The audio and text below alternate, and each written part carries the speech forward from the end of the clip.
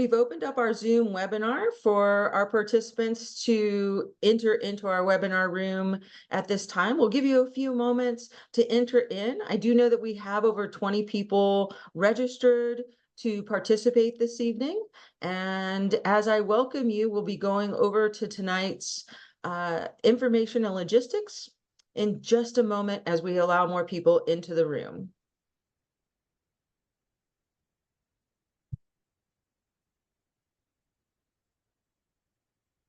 And as we get going this evening, welcome to everyone participating on Zoom with our live webinar, as well as Facebook and our live simultaneous broadcast on Facebook Live.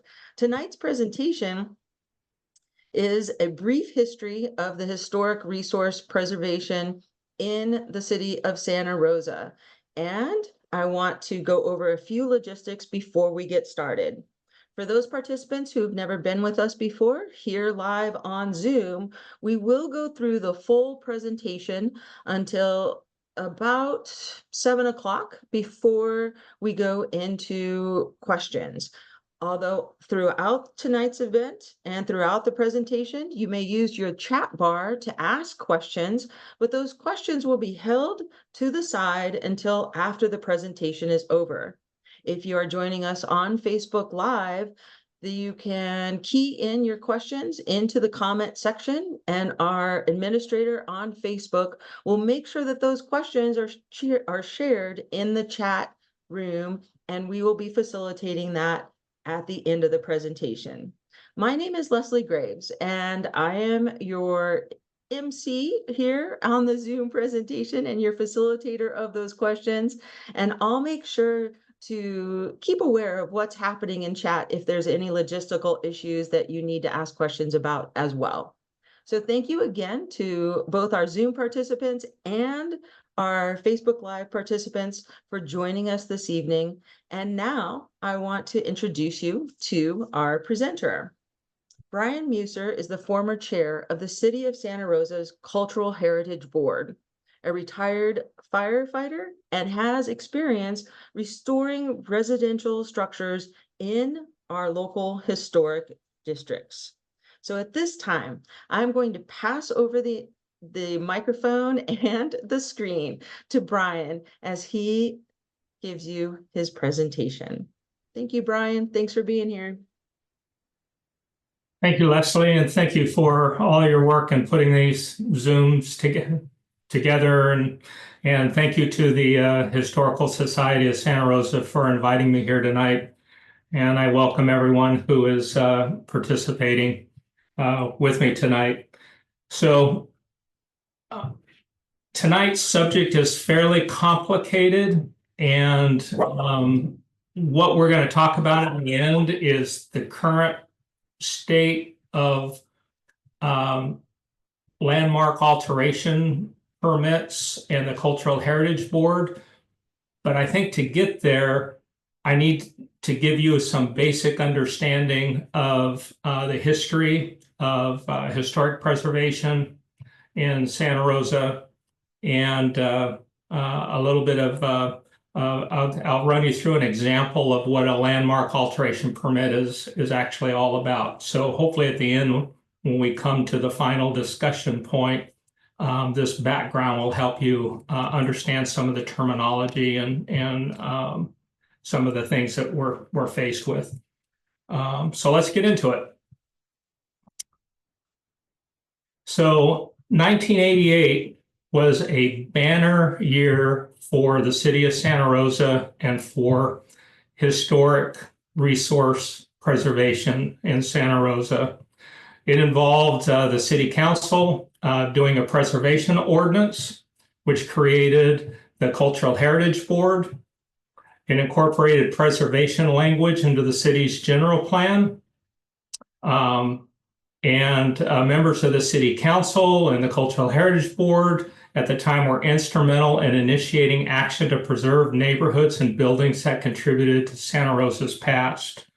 So I can't emphasize enough how important this first step was, because this step leading to the creation of the Cultural Heritage Board which is, we'll look at, see what that's next.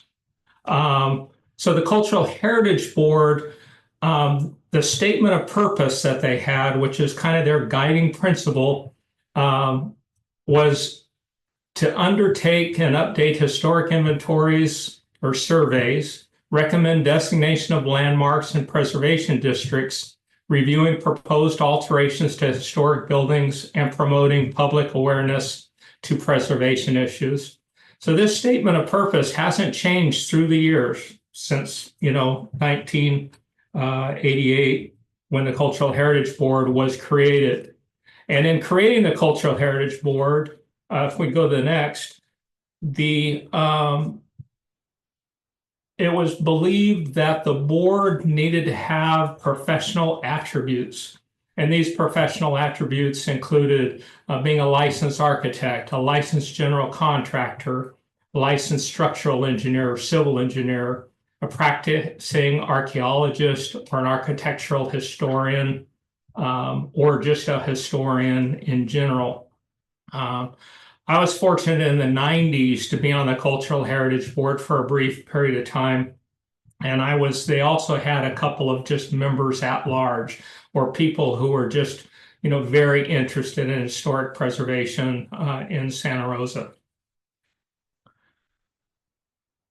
Now, I think it's important to point out, at least at this point, that the duties of the Cultural Heritage Board in the last 15 years have really evolved into just reviewing permit processes. So we'll kind of get into that a little bit more, but as far as some of the other duties that were I early identified have since somewhat diminished to present day. So in 1989, the Cultural Heritage Board initiated a survey, which is known as the Bloomfield Survey or the Cultural Heritage Survey. And this survey, I know I'm just a little square, but this is the survey. If you can see, it's about a 3-inch thick book. And this is the original survey book that includes just over 2,500 buildings. It was a massive undertaking that involved volunteers who did neighborhood surveys, volunteers who did photography. It was basically funded by a federal grant that was administered by the State of California Parks Department. But this survey basically provided a very significant overview of the historic resources in Santa Rosa and laid the groundwork for future historic districts as well as individual landmarks. Next, please. So, after completing the survey, the Cultural Heritage Board was very busy for the next, 20 years. And they were able to establish 8 historic districts, which we'll go over here in a minute, and 22 city landmarks. Now, those 8 historic districts, the survey actually identified other areas. There could have been more, but they were able to put together the resources to establish 8 and 22 landmarks. So let's take a look at the landmarks that we currently have, as well as the historic districts that we currently have. And I'm going to present them in chronological order. So there'll be kind of a mix of districts as well as landmarks. We'll go to the first one. So the first landmark was the Miller Ranch, or the Stone Family Farm. And this is located at Occidental and Sanford Roads. So it's like why is that landmark way out in the country? Well, it's part of the Laguna land, and the Laguna is, of course, owned, by the city, and it's an 1872 Greek revival, and it's currently the home of the Laguna Wetlands Reserve.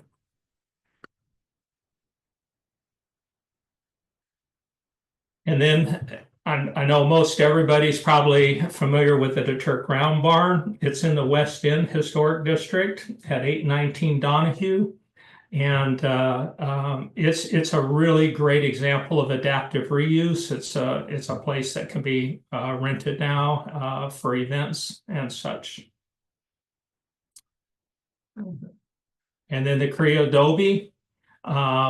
It's really hard to get a good picture of the Creo Adobe. There's so much vegetation growing up. So this is kind of the best that I could get, but it's out on Montgomery Drive, and again, it's a resource that's waiting for the future to come in and hopefully restore it someday. And then the Rosenberg Apartments at 306 Mendocino Avenue.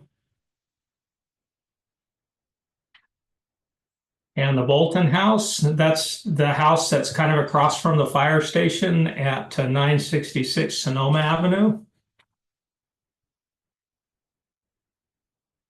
The Trip House is at 1023 4th Street. It's at the corner of 4th Street and Chin Street. The Chin Street was being looked at in the survey as a historic district. So as we go through this, we're going to find several homes that are on Chin Street. It was never made a historic district, but a few of the homes on Chin Street were identified, and this is one of them. And the St. Rose Historic District. So the St. Rose Historic District, it's the first historic district that was created. And it was the first because it was believed it was an area that was the most threatened. So they had the freeway, they had downtown, they had College Avenue, all encroaching in this neighborhood. So it was felt that, for a historic district, a hard line needs to be drawn around the district that basically says, this area is going to remain as it was. It's not going to, be developed into commercial when it was a residential structure, or today with the significant emphasis on housing, a lot of these downtown historic districts are coming under threat. So back in 1990, it was felt it was under threat, and today this district is still probably one of the districts that's the most under threat for development. The Railroad Square Historic District, so everybody knows that, and I will point out the block that this building is in Railroad Square is on the whole block. Every building's on the National Register of Historic Places. The Luther Burbank Home and Gardens. Okay, so there is a Burbank district, but there's also the Luther Burbank Home and Gardens themselves is also a landmark.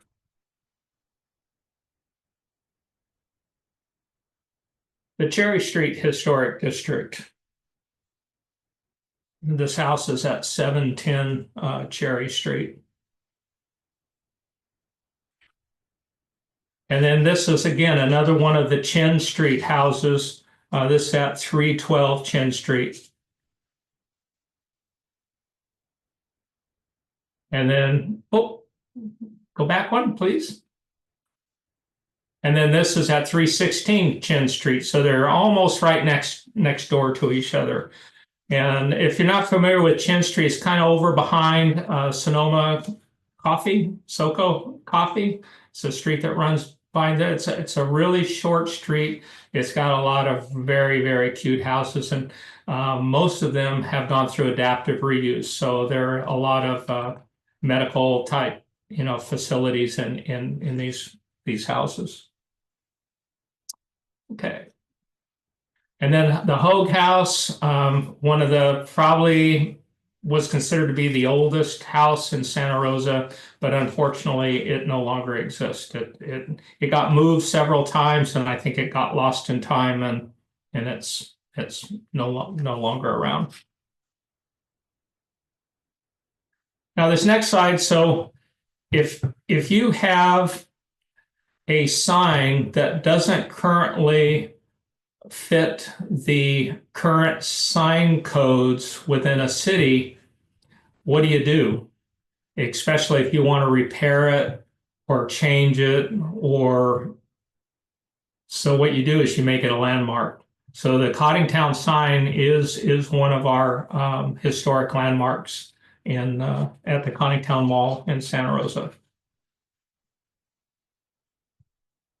And then the Santa Rosa plaque. And I know there's a lot of controversy over the wording in this plaque, but it has also been listed as a landmark in Santa Rosa.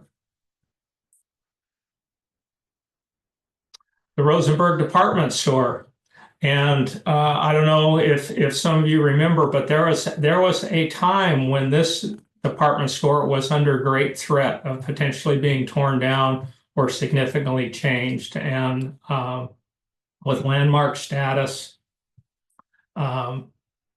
really helped it to remain as it is today. They did do an addition on it, but the addition was on the back, and it was very well done, and doesn't take away from the original architecture of the building. The West End Historic District. So another, district that not only is the buildings important in the West End, but also the type of people that live there, and the things that occurred, within that area. The Olive Park Historic District. And I should point out too at this juncture that a lot of our historic districts are really our early homes, and today they're smaller homes, and so they tend to be maybe even more affordable. And so we see a lot of like, especially like Olive Park and Burbank, as being first-time homeowners with families, and that'll kind of play into things a little bit later as well. Okay, the Sarah Building. The Sarah Building's a really, really nice structure that's on College Avenue. I know most people have probably driven by that many times. So another example of a landmark sign, the Flamingo Resort sign, and it just recently went through complete renovation. They didn't change anything, but they fixed it all up, and it's looking great right now. The Santa Rosa Rural Cemetery. So another wonderful element in our community, and the volunteer group that's involved with that is just a wonderful group. So it's nice to see that has been preserved and continues to be preserved. Okay, the McDonald Historic District. And Church of the One Tree.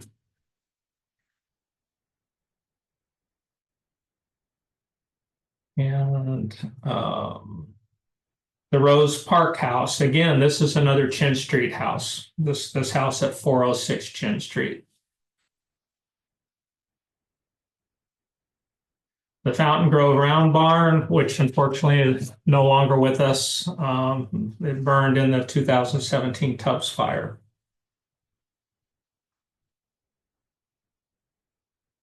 The Alexander House is kind of a standalone house. It's on Humboldt, just before you get to Fifth Street. And so, okay, so now we get to the Burbank Gardens Historic District.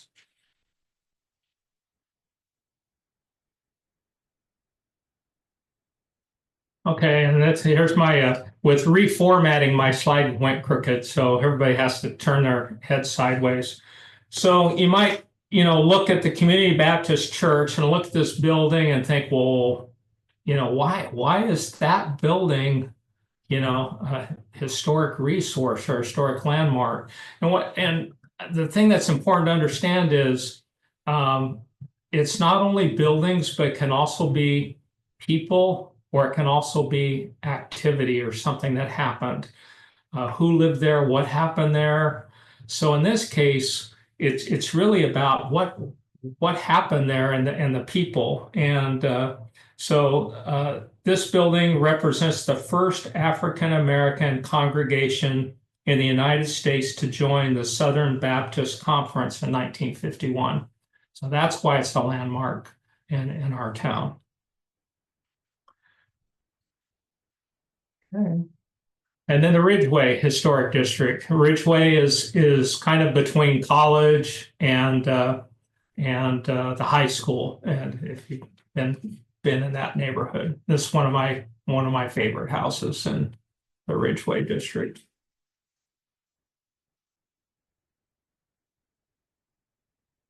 Okay, and our last and final is the Dutton Avenue Queen Anne. And something I should mention too is with the Southwest plan and the recent adding that area within the city limits, there's a lot of historic resources in that area that haven't been recognized in the past. So this is one example, but there are many. There's quite a few on Dutton itself, as well as in that whole, Sebastopol area, that it would be nice if someday there could be a survey and that could be looked at as well. So the thing that's important to realize is since 2008, there has not been a single landmark added to the city of Santa Rosa. And there's been talk about the junior college neighborhood. It's such a very large neighborhood and the surveys required anyway. There's lots of reasons. Primarily, there just isn't staff or funding. But, the Queen Anne on Dutton in 2008 was the last landmark. And there's a lot more out there. Okay, so that's where we are with the 8 districts and with the 22 landmarks. So now let's talk about a landmark alteration, a major landmark alteration. And currently, if you own a landmark property, either in a historic neighborhood or a standalone landmark property, if you want to make a change to that property, you have to get a permit before you get your building permit. And those permits typically are broken into 2 parts, either a minor landmark alteration permit or a major landmark alteration permit. And just to kind of keep it simple, a major landmark alteration permit is when you want to make changes that are visible from the street frontage.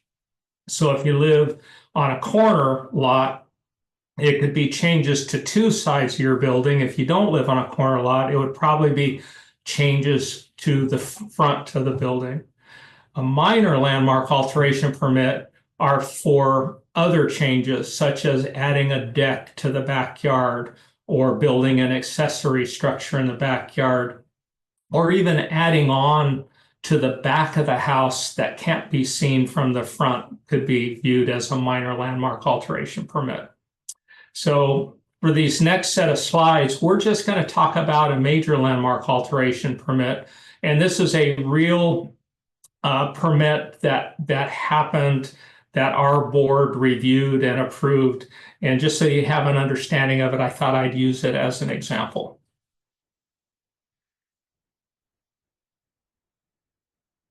So to get a major landmark alteration permit,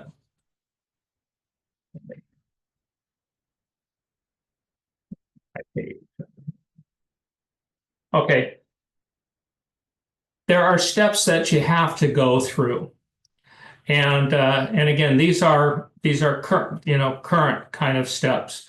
The first is a neighborhood meeting. You have to have a meeting with your neighbors saying, hey, we want to change the front of our house, and give an opportunity for your neighbors to voice their opinion on that.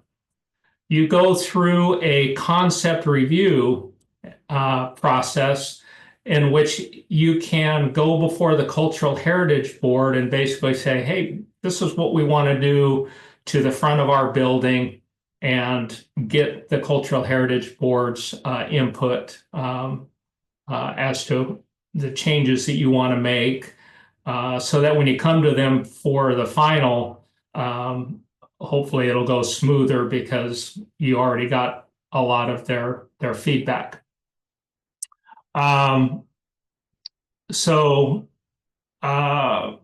then if you're doing a minor landmark alteration permit, that basically will go to the zoning administrator, the City of Santa Rosa, and there'll be a public review process. If it's a major landmark alteration permit, it's going to go to the Cultural Heritage Board.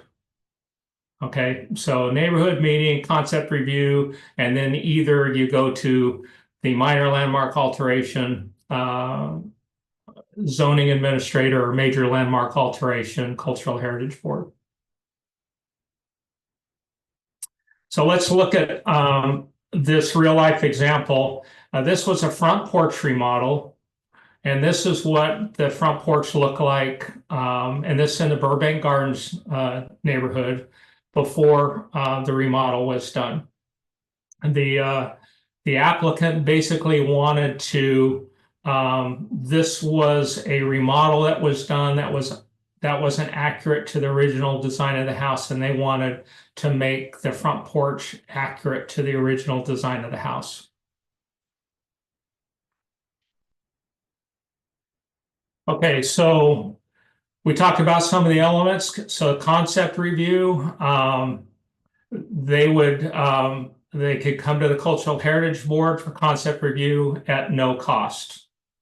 And these are pre-July 1st, 2024 costs. The neighborhood meeting, which required noticing, it required, a sign. Basically, you can see the fees associated with that. The public notice sign, the major landmark alteration permit was $1,041, and to go before the Cultural Heritage Board was another $555.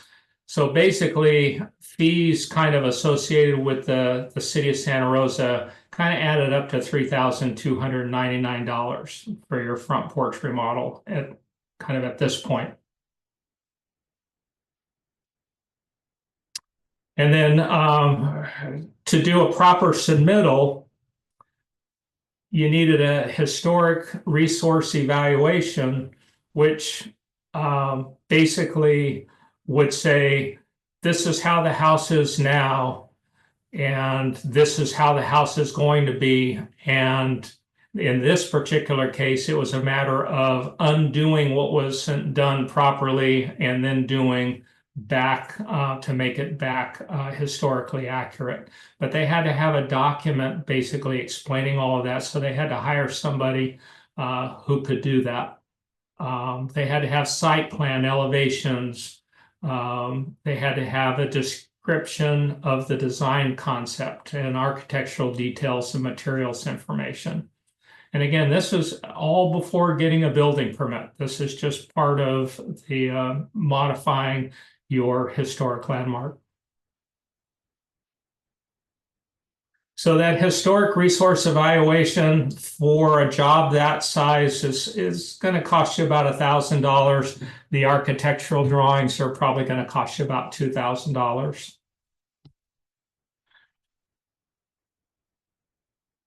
So now, we get kind of a laundry list of fees that in the end, they add up to, next slide, about $6,299. Okay. So for this front porch remodel.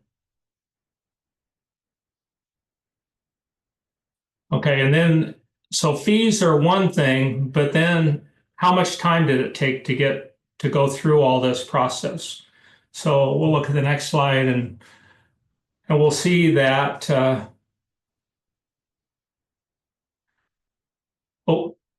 back one, sorry. We'll see that the application was made and another formatting problem, 9/25 of 2020, and the date of approval was 4/21/2021. So 7 months to go through. Now the applicant could get their building permit to do the job. Okay, so let's look at the completed project. So the next slide, please. So there's before. And after the remodel, there's the after. So with the proper gable in the front, it just really turned out nice. So it's a really nice example of a restoration effort. Okay, so on June 21st, 2023, Cultural Heritage Board member Laurel Fennell asked the question, why are people doing renovations in historic neighborhoods without getting landmark alteration permits? Because we were starting to see in all the historic neighborhoods, a lot of extensive remodeling getting done without permits at all. So the board kind of took that question on and over a series of meetings did some studies and came up with 3 things. We came up with, first thing was the permit costs. And the word is out on Nextdoor, on social media. Whatever you do, don't try to go get a permit because this is how much it costs. Or how much time it's going to take. That's the other thing that was out there. It's going to take you forever to get a permit. Just do it. That's what social media was saying. And the third thing was just general lack of knowledge of the permit process. You may have bought into a historic neighborhood without really realizing what the requirements are now owning a historic home.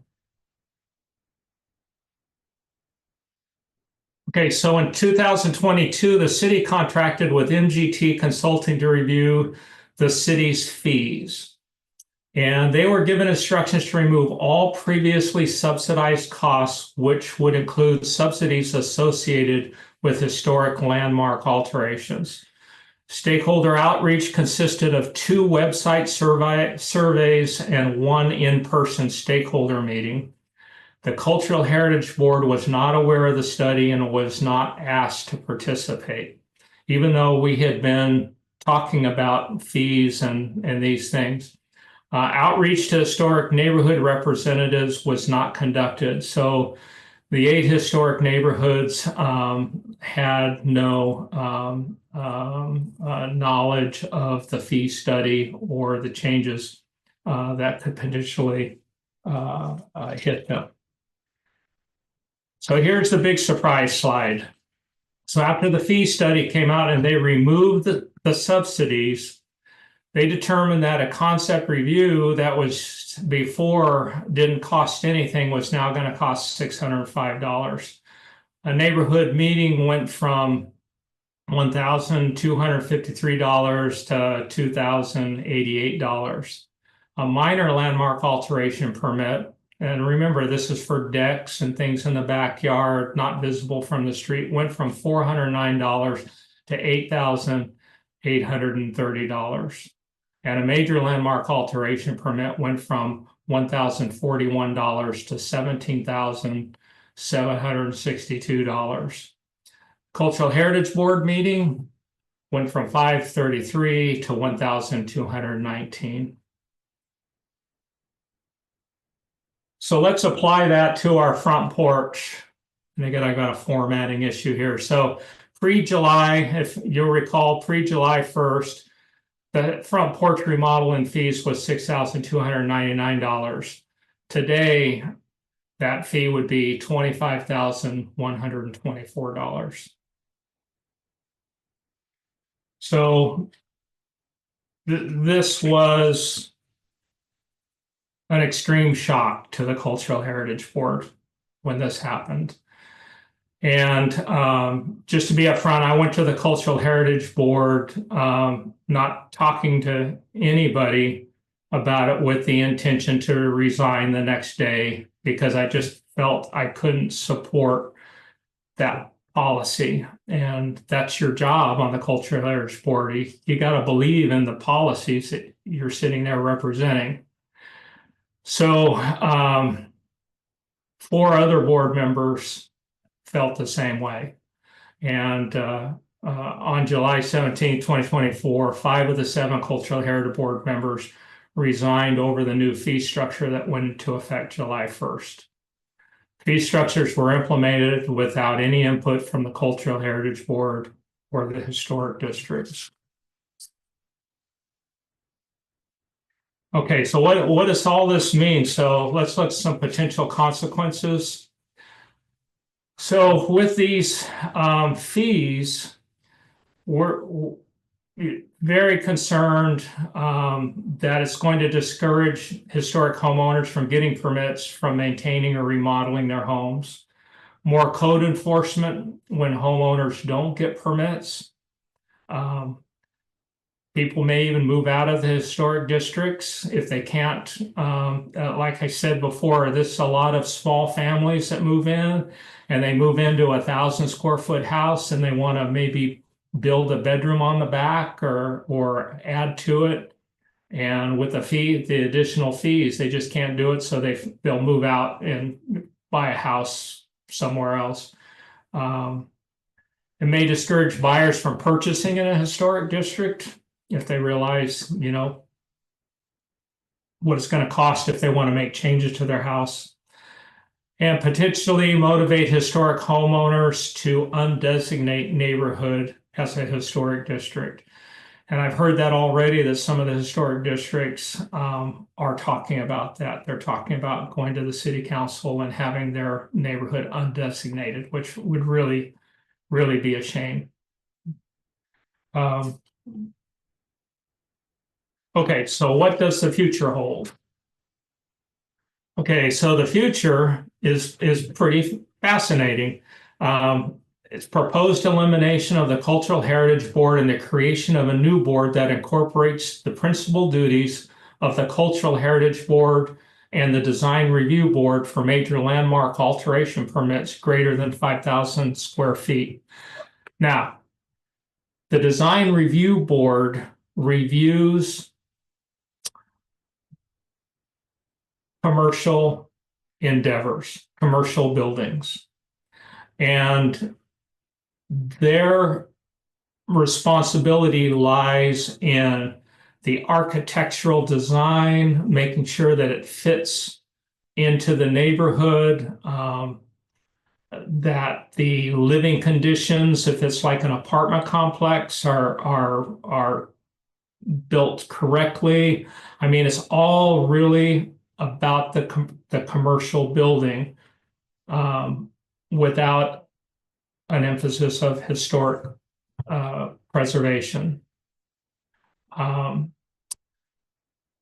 Proposed streamlining the permit process by adding a director level of review and approval titled director level. So I told you before there was major, minor landmark alteration permit. So now they're talking about doing a director level, which would be kind of the more of the fast track version if you're doing something that isn't very significant to the structure, that the planning director or planner could approve pretty much without having to go to the Cultural Heritage Board or have to go to the zoning administrator. And then third, the proposed redefining when a homeowner would need a director, minor, or major landmark alteration permit. So as I said before, a major was basically significant changes that could be seen from the street. Minor was changes that weren't seen from the street, adding on in the back. So they're looking at basically a major landmark alteration permit would only be for those changes in a building that was 5,000 square feet or larger.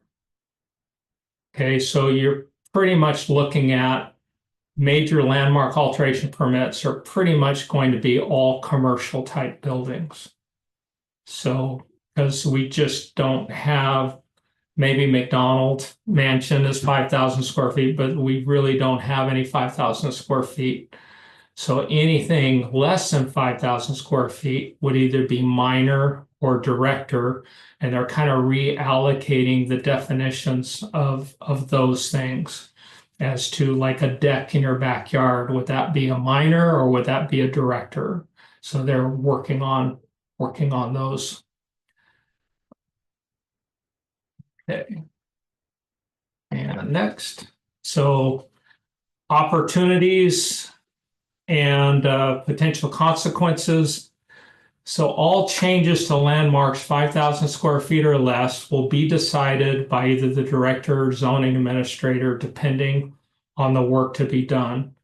So when it comes to our historic resources, our historic districts, our landmarks, if you're under 5,000 square feet, a review board is not going to look at that. It's just going to be looked at by either the zoning administrator, who is a single person that works for the city, or the director, which could be, I'm not sure who that would be, but it's also a kind of a single person.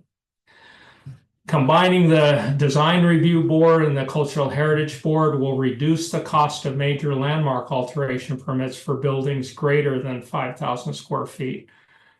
Reason why that is, before they had separate charges for design review and a separate charge for major landmark alteration permits.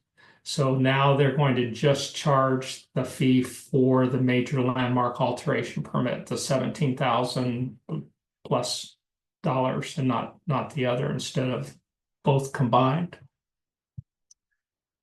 Major landmark alteration will only need to present to one board instead of two boards, thus streamlining the process. So before, if you had a commercial building, say in the Railroad Square block, and they wanted to do something significant to it, you would have to go before the design review board and go before the cultural heritage board. You'd have to get approval from the design review board and the cultural heritage board. So if these boards are both combined, there's only going to be one approval and one board meeting.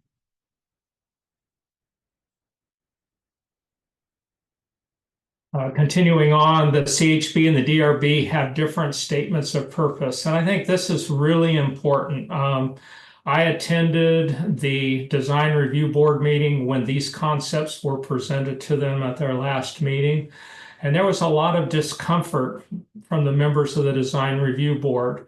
The design review board, in my opinion, needs to have the ability to freely look at the design of the building without the constraints of the historical significance.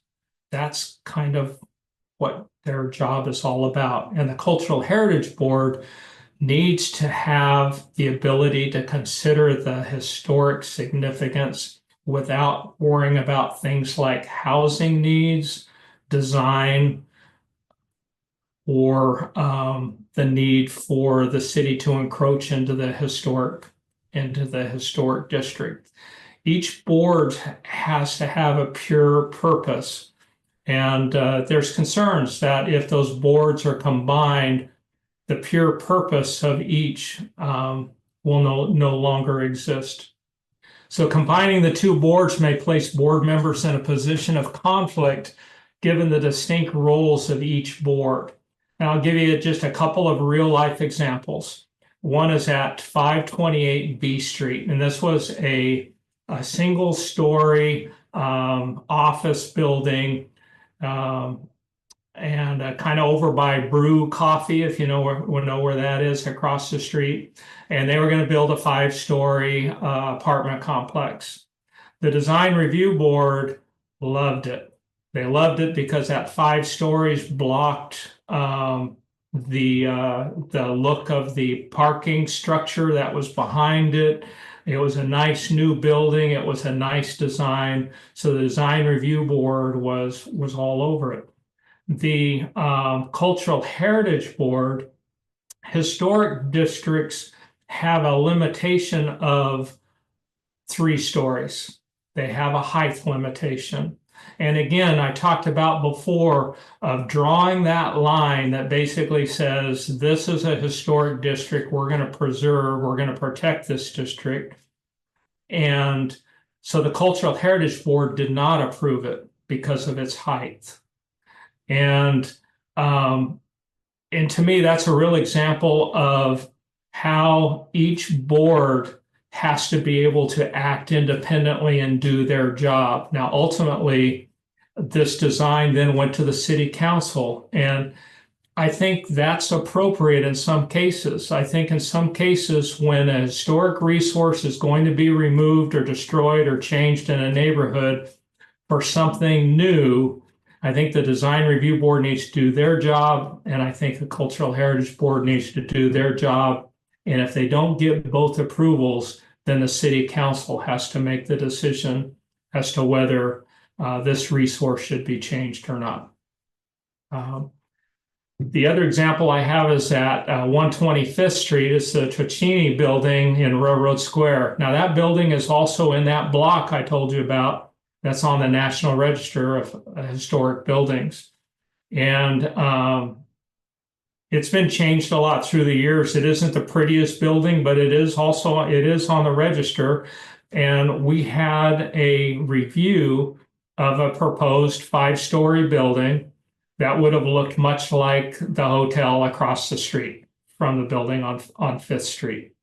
And again, the design review board, their general feeling was build it as high as you want.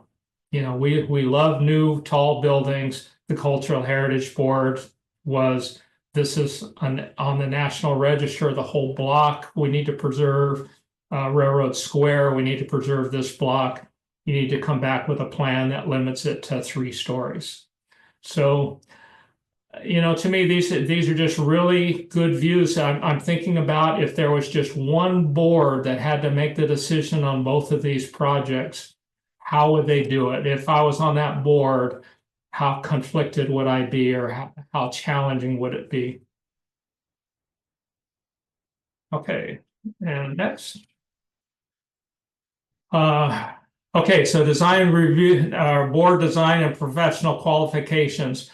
If it were to work with one board, okay, there really needs to be a balance of building architects, landscape architects, practicing archaeologists, architectural historians, or a historian. This board, and it was even discussed at the design review board meeting, and maybe the board needs to be larger than just 7 members to represent both sides properly. And those both sides need to have professional qualifications for making these decisions. There needs to be training. So whoever the director is going to be making director decisions needs to have training as to for the decisions that they're going to make. Same with the zoning administrator and same with the design review, this new board, design review preservation board.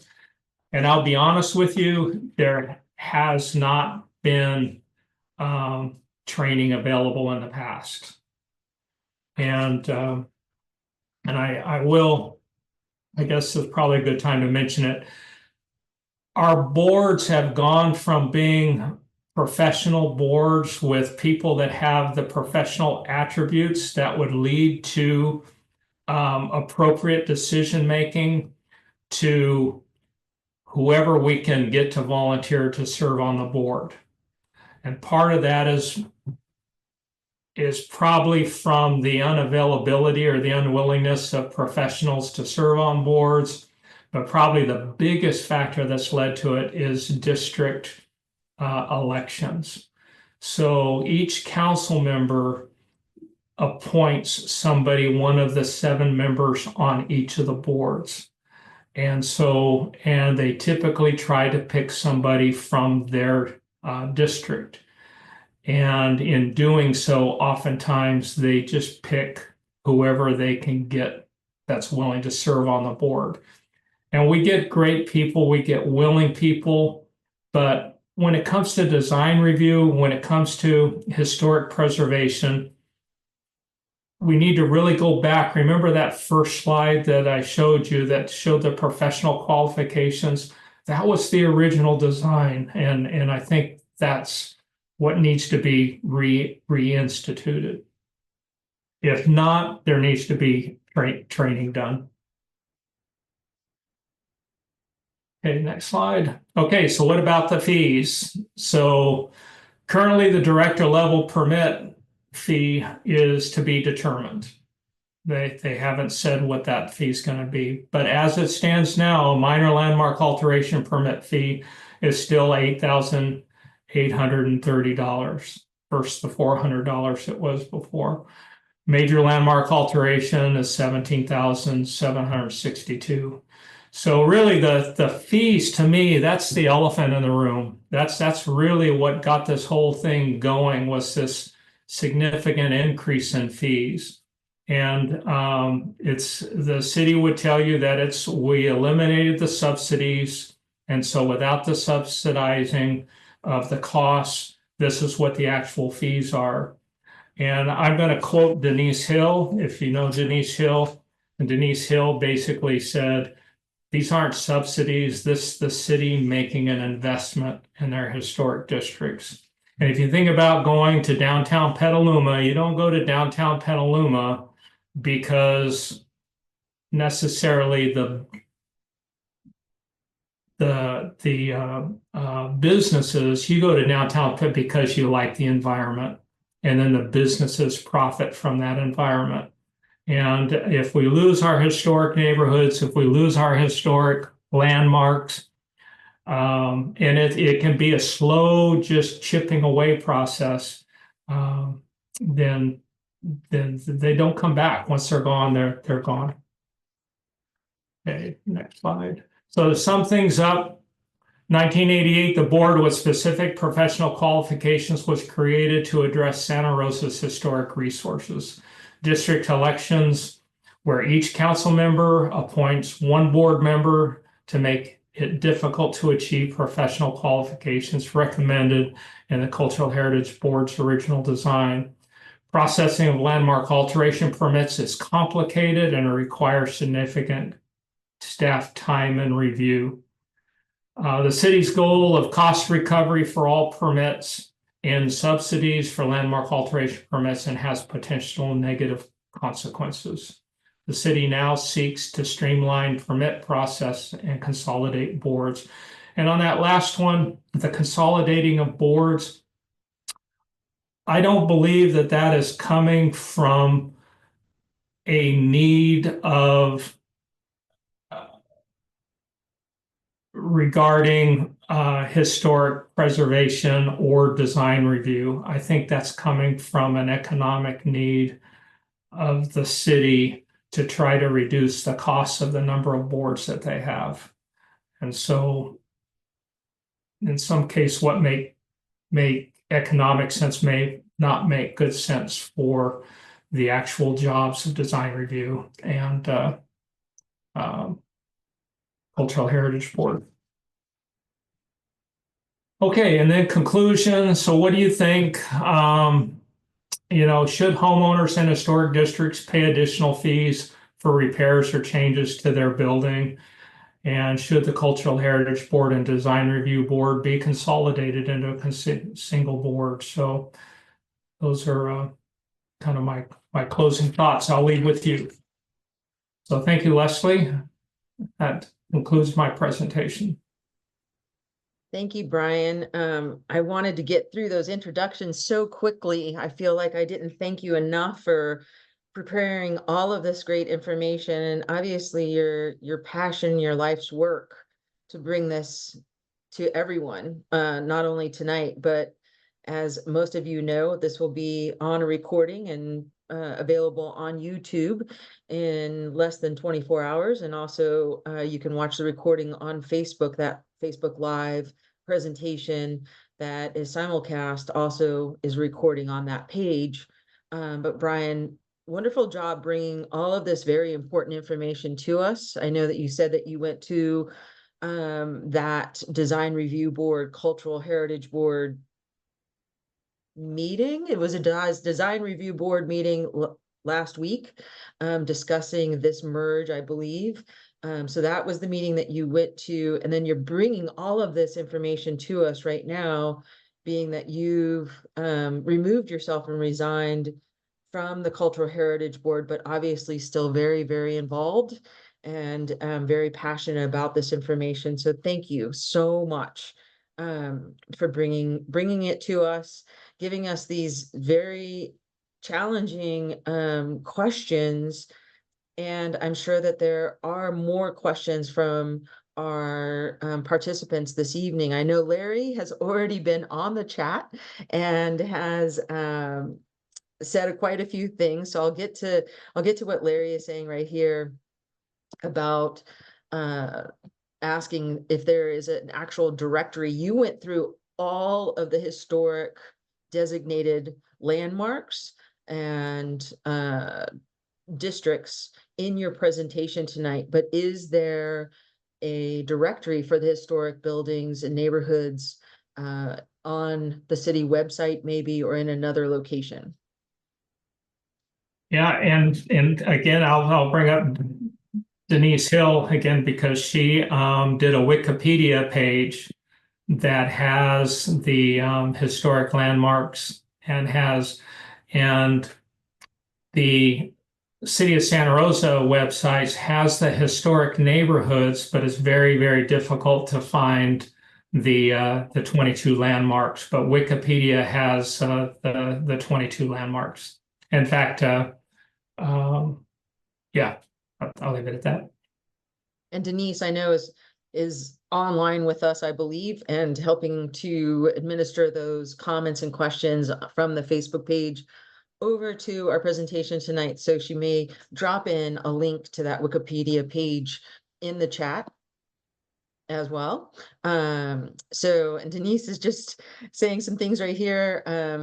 Thank you for the great history and analysis. And if you can confirm that the city has the ability to change the selection of the board members for these boards, the design review board and the cultural heritage board, and any merge, so that the council members can select from the entire city instead of just their district. Could they actually make a selection at large? Is that possible? Well, one of the things that we're kind of asking the question is to give the entire city council the ability to select board members for those two boards, or if they end up going with a single board, instead of doing it by districts. Because when you're looking for professional people, you might find two professional people in one district, and we just think it would kind of make things easier to find the right mix. And the members on the design review board the design review board is currently full. It doesn't have any vacancies. So if this change were to happen, unless they increase the number of the design review board, the existing design review board members would be making these decisions. And then as members dropped off, they would replace. So they would start out with basically no one with a historic preservation background. So and I'm going to chime in here a little bit and kind of further these questions. I want to first say that Denise has dropped the link to that Wikipedia page that you mentioned into the chat. So those of you that are available here, that link is there. So you can go ahead and copy it and paste it onto another document. And I'm sure she's also placing that into the Facebook chat as well. And some information on Santa Rosa's historic districts can also be found on the Historical Society Santa Rosa's page, and she put that link there. So Historical Society of Santa Rosa obviously is a great resource, and you want to check that out if you're not already there. Although I know many of our participants are. So I want to get to this question here, although it hasn't been presented by any of our participants. Just if you know, and if you can, talk about that process of the merge itself and how that will happen. So there's been, I believe, one meeting so far to discuss that merge, although I'm sure there's been many talks amongst the staff of the city, but that then would be voted on by the design review board and the cultural heritage board, and that's a question mark at the end of that. That's not a statement.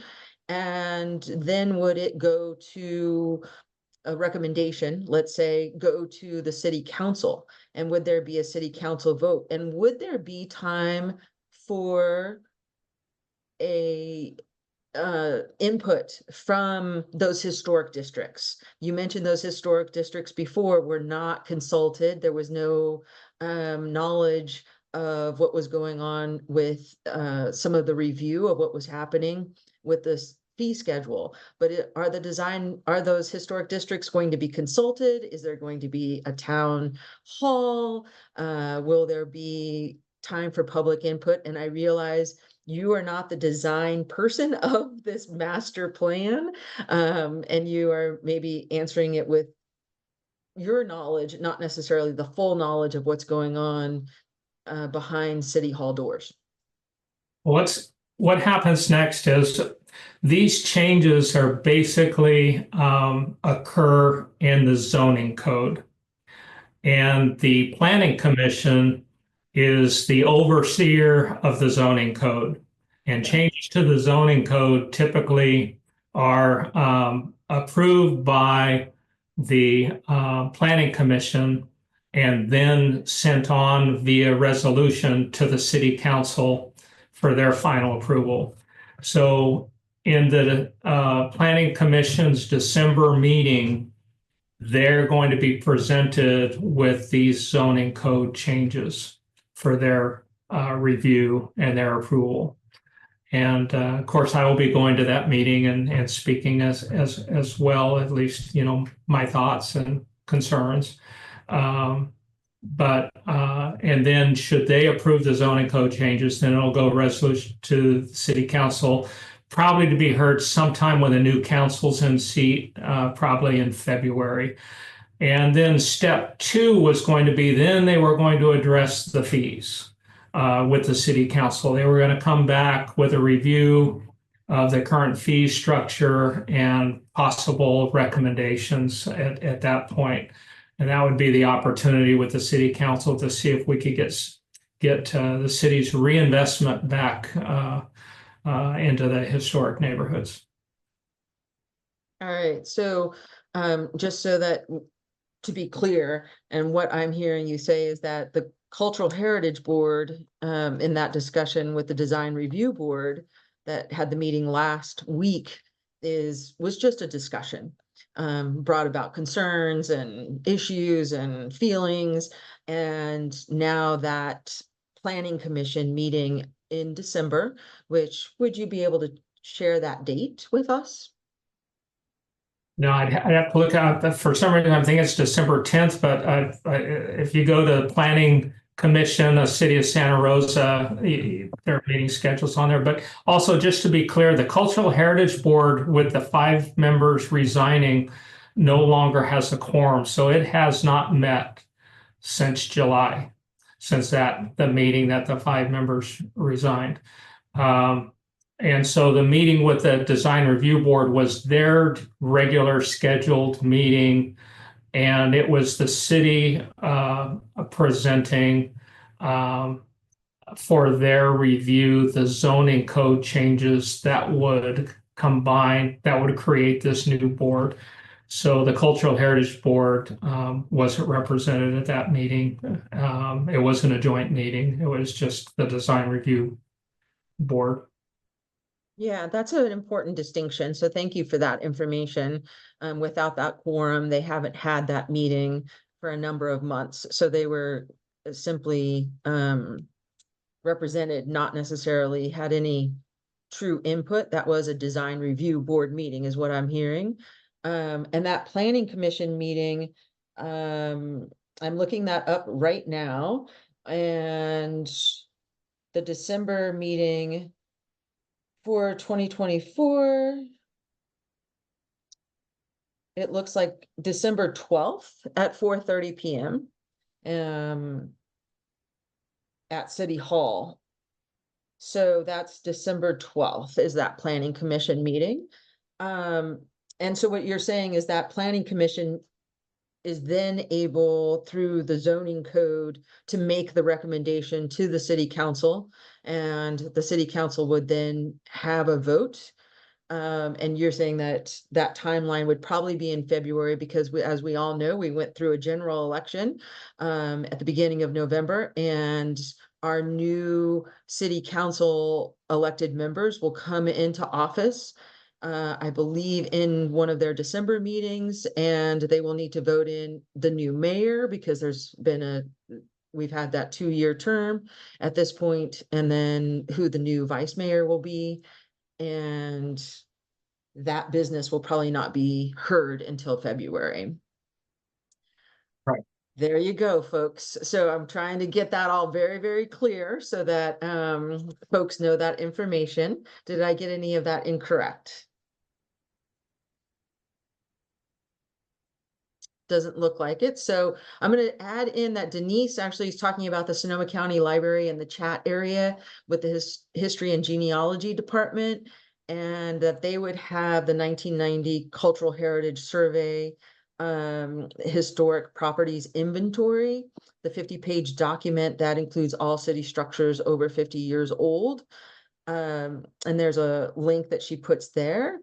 And she did put that Santa Rosa Planning Commission confirms that that is on December 12th at 4:30, and there's no agenda for that meeting yet. That might be one to attend if you have input on this. It sounds like, Brian, you're going to be there. That's on your calendar. Interesting. There hasn't been any other questions right now, but I want to ask you, with your involvement in this, if there was a space with our either a newly merged board, or if the design review board and the cultural heritage board stays separate as 2 separate boards, but with new city council members coming in, there's at least one, would you be open to potentially being placed back onto a board? For me, like I said early on, I have to believe in what I represent. And I'm still very concerned, even, being optimistic about the new board and training, and if the new board can really serve, both roles that were previously separate, there's still the fee problem. So, and I just, if talking to a neighbor, and I live in a historic neighborhood, and the neighbor wants to build a deck in their backyard, or do something that's going to trigger a minor landmark alteration permit, it's just really hard for me to support an $8,000 plus cost before they ever even get permits. So I'm really, probably my primary focus is to make, not to penalize people who have historic landmark properties with these additional fees that if you didn't live in a historic neighborhood and you wanted to add on to the back of your house, you wouldn't have to pay. So I think we need to have more incentives for living in historic neighborhoods and try to eliminate the disincentives. And I think that the fees right now are just a significant disincentive that's going to really trigger a lot of really negative things, from just anger of people who live in historic homes to just doing it without getting a permit and hoping they don't get caught. And that can be a real ugly process, because if code enforcement gets involved, now you can have liens put on your property. It just, so I really think we need to get fees back at where they should be. So until that happens, I would not serve on a board, but if they did that, and even if they join the two boards, I would be happy to sit on the board.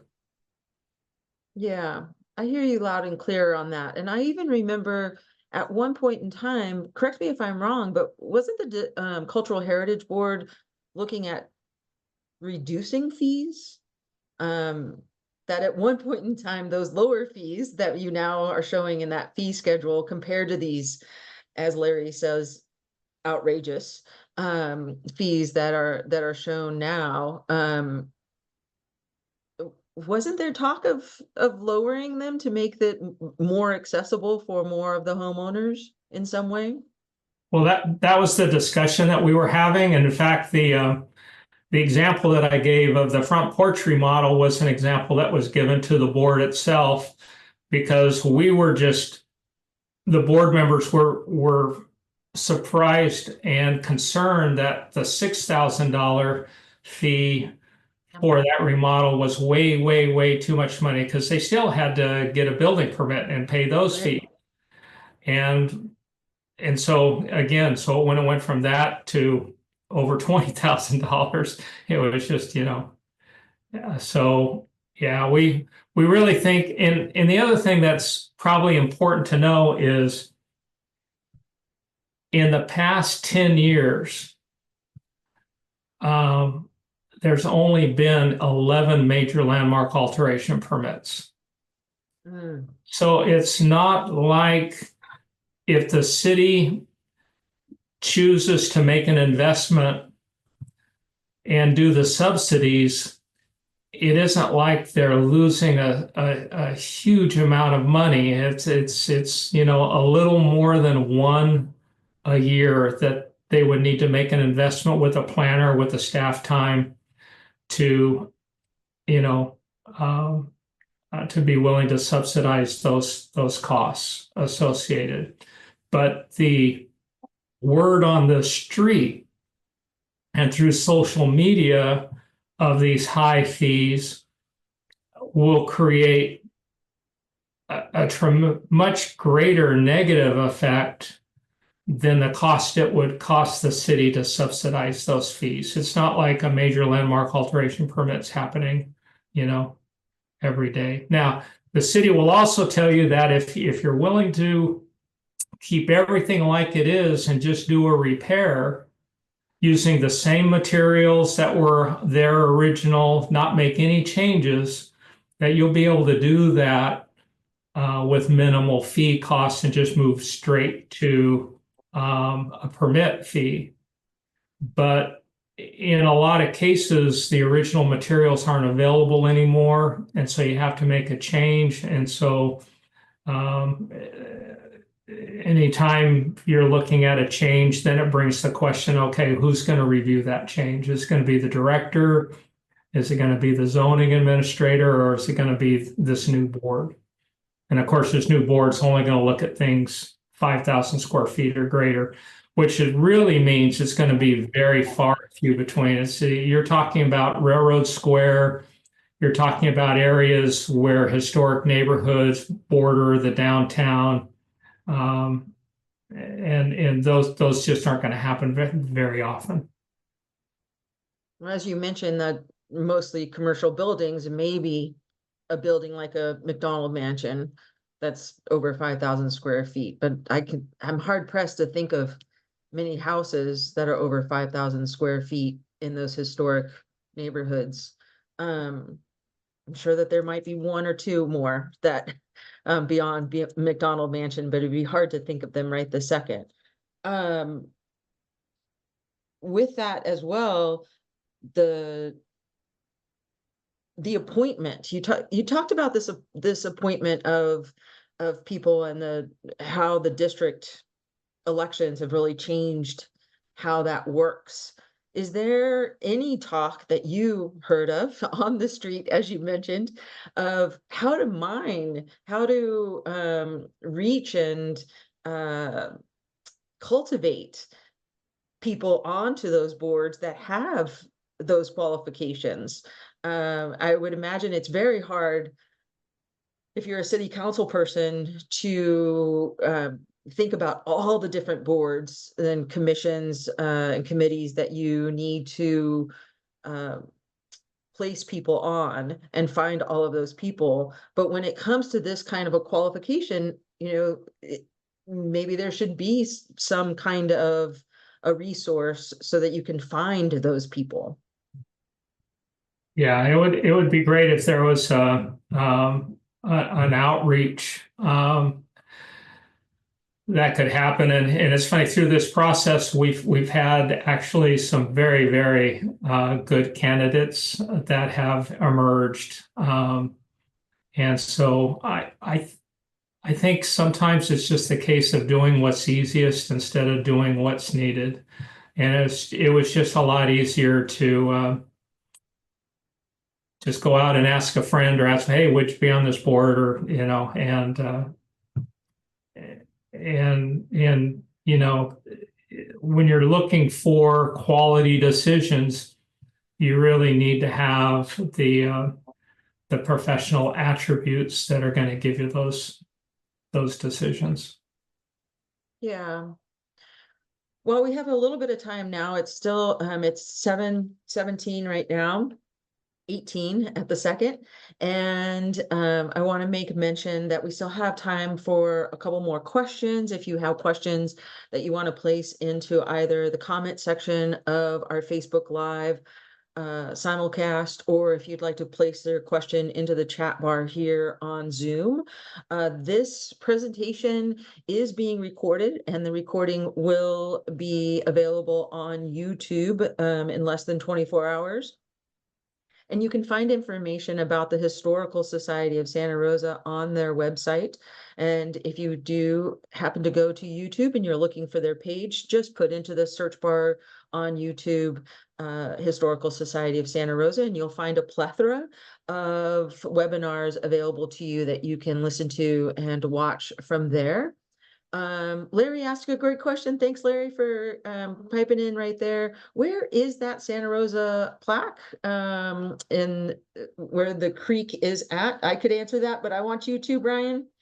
Yeah, it is at the confluence of, let's see, Santa Rosa.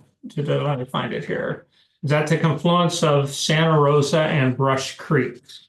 So there's a great walk path that goes right by it. Yes, definitely. If you are familiar with those Christmas decorations up there off of Montgomery, there's a nice little circle of houses and area that has great decorations. You go back into there and go to the Brush Creek path and you'll find it streetwise. What is that street name right there? Someone's going to put it into the chat area, or Brian might have it. I can picture it. but I Yeah, don't remember the street name. I don't have the street name.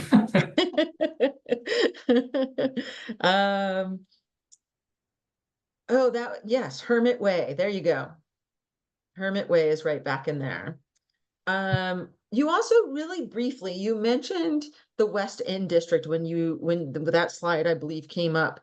And you talked a little bit about, it was just a very brief, you said, the diversity of people that live in the West End district, and that diverse and rich history that the West End has, not only buildings, but I believe that you were mentioning around the people and the actions and the historical significance of that area.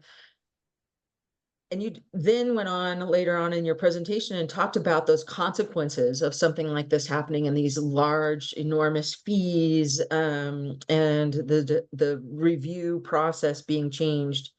And I wanted to add one more, that the gentrification of these areas, because if it's only of a certain class of people that can afford these areas and afford the potential of these kinds of fees going into the areas when they're purchasing the houses, um, it may decrease those number of first-time homeowners that can go into those areas, or the small families. It might all become not just gentrified, but also, of a different age and retirement status.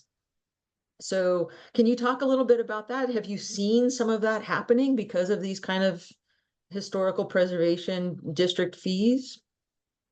Well, probably, the state has, I can't recall the bill number off the top of my head, but it's what's called a ministerial act that really allows for affordable housing to be built on properties that may have had protection through historic district designation.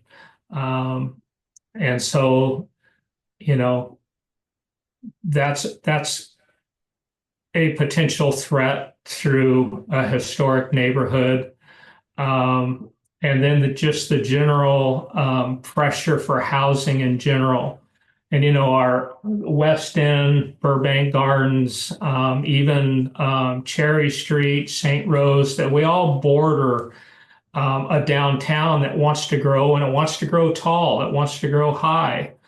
And so the preservation of these neighborhoods, like say, drawing a line on the sidewalk that says, just don't cross here. And I know that's hard, because if you believe in housing, if you believe the need for housing, but to me, these issues are for a higher level for a city council to decide.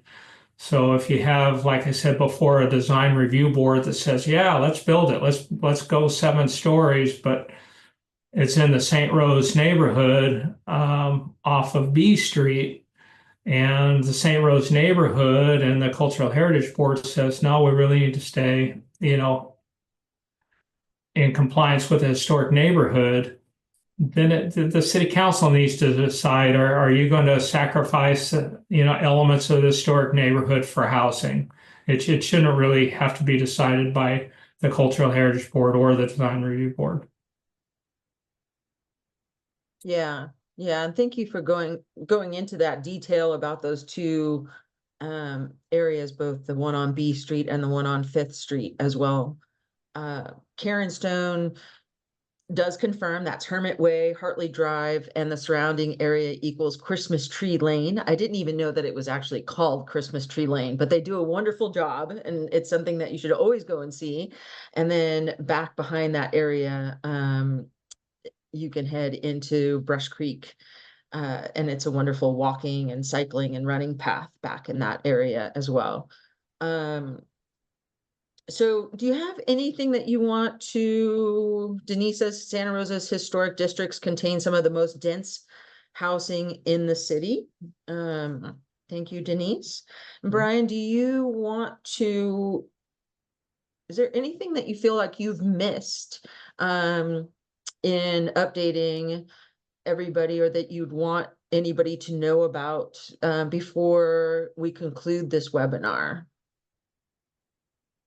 No, I really appreciate you having me on. For myself and 4 other members resigning off the board, it was a very difficult, thing for us to do. And I guess it makes me feel better to be able to kind of openly explain why we did it, whether you agree with it, or not. I think the general feel, and I should also say, some of my fellow board members are also very active and have been attending the design review board meeting as well. And I think the general feeling was, maybe we could do more good not being on the board on this particular issue. We could speak a little more freely, not being on the board. So I do appreciate the opportunity to be able to communicate this issue, and I hope that if you feel strongly either way, in any case, please let your council member that represents you where you live know your feelings. I've been trying to keep them updated as much as possible. So, for decision makers, the best decisions come out of good information, being shared with them. So, and probably, like say, the planning commission will be kind of our next opportunity to hopefully help them make a good decision. Thank you, Brian. One last question from Karen Stone. Did the city say why the Cultural Heritage Board was left out of the loop with that fee schedule increase? I think it wasn't on purpose. I think it was just the consultant. Like I said, they had their 2 webinar or internet-based, which was really poorly attended, and then they had a one in-person meeting, and it was poorly attended. And I really do not blame the city on that. I really blame more the consultant. I think the consultant kind of dropped the ball in really reaching out. But the fee schedule, it's not just the landmark alteration. It's everything. And so I think that when they gave the consultant the marching order to remove the subsidies, it happened, and the city council didn't really know what that really was going to mean with regards to landmark alteration. So it's kind of an awakening, I think, and I'm hoping that after this awakening that it'll get resolved in a positive way for the historic districts. Sometimes you don't know how good you have it until it's gone, right? So hopefully this has just been that little interim of when those subsidies, or as Denise Hill says, investments back into our historic districts have been remiss and removed, but hopefully they will be reinstalled. And through your work and through others for getting that information there. Rosa Turner says, absolutely, thank you and your colleagues for what you have done. So much appreciations, I'm sure, from everyone who has been participating this evening. And I am sure that with the recording of this made possible by the Historical Society of Santa Rosa, that it may be emailed, that link, to our city council members and maybe even to some of the staff for a refresh of their knowledge about this topic and the historic districts and what they mean, and the history and the breadth and wealth of historic areas and preservation districts that we have. So thank you, Brian, for all of this great information, for putting it all together in one place. That is sometimes the hardest part, is for our community to have it in one place, to be able to resource it and learn about it. So appreciate you and the energy and time and effort that you did put into this, and also appreciations to the Historical Society of Santa Rosa for putting on these free webinars. And you can find out more about the Historical Society by visiting their website at historicalsocietysantarosa.org. And at that location and website, you can make a donation, which is much appreciated, to keep these webinars free, and become a member, which is a great holiday gift. So go ahead, if you're not already a member, become one yourself, and maybe get one or two extra, and invite a neighbor or a family member to become a member of the Historical Society as well. Our next webinar will be in 2025, in the months to come. So look for that on the website, historicalsocietysantarosa.org, where you will find all the information about what is happening in the future. And remember, on December 12th at 4:30 p.m., the Planning Commission of the City of Santa Rosa will be meeting. You'll see Brian there if you attend, and you can make your voice heard on the topic of the presentation this evening. So Brian, at this time, we are all concluded with our presentation this evening, and I want to say good night, not only to you, but to all of our participants on both Facebook and on Zoom. I hope that you all have a good evening. Be safe out there, and happy holidays coming up. Good night.